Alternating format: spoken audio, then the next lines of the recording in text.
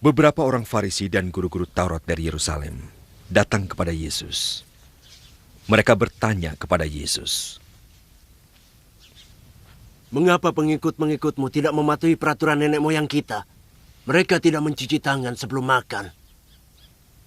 Jawab Yesus, Mengapa kamu tidak mematuhi perintah-perintah Allah supaya kamu dapat mematuhi peraturanmu?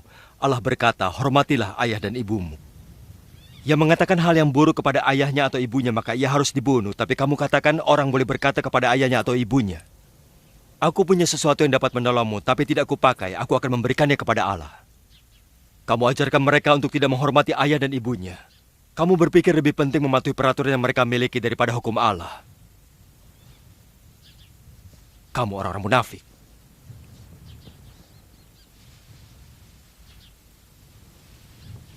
Apa yang dikatakan Nabi Yesaya mengenai kamu sudah terbukti.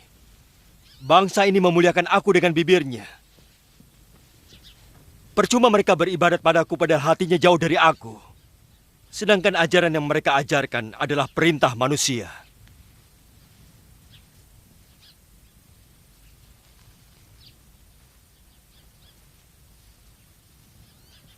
Yesus memanggil orang banyak datang kepadanya dan berkata, Dengar dan perhatikanlah.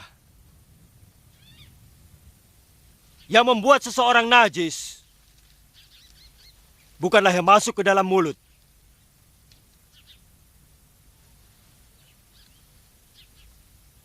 tetapi yang keluar dari mulut orang itulah yang membuat dia menjadi najis.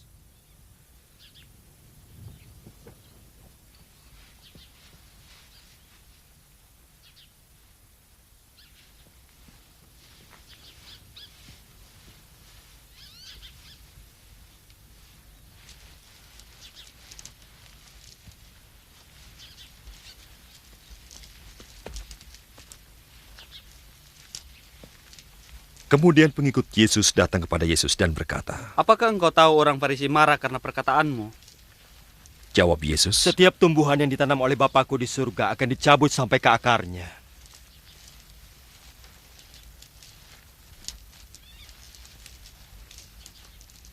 Jauhi mereka, karena mereka sama seperti orang buta yang menuntun orang buta pada jalannya. Tentu saja keduanya akan terjatuh ke dalam lubang. Petrus berkata, Jelaskan itu pada kami. Kamu masih belum mengerti? Yesus berkata, Kamu pasti tahu bahwa semua makanan yang masuk ke dalam mulut akan masuk ke perut, kemudian akan dikeluarkan. Tapi kata-kata yang diucapkan manusia yang keluar dari hati, itulah yang menajiskan orang, karena dari situlah akan timbul pikiran yang jahat, pembunuhan, perzinahan, percabulan, pencurian, bohong, mengatakan hal-hal yang jelek. Semua itulah yang membuat orang menjadi najis. Tapi orang yang tidak mencuci tangan sebelum makan tidak bisa disebut najis.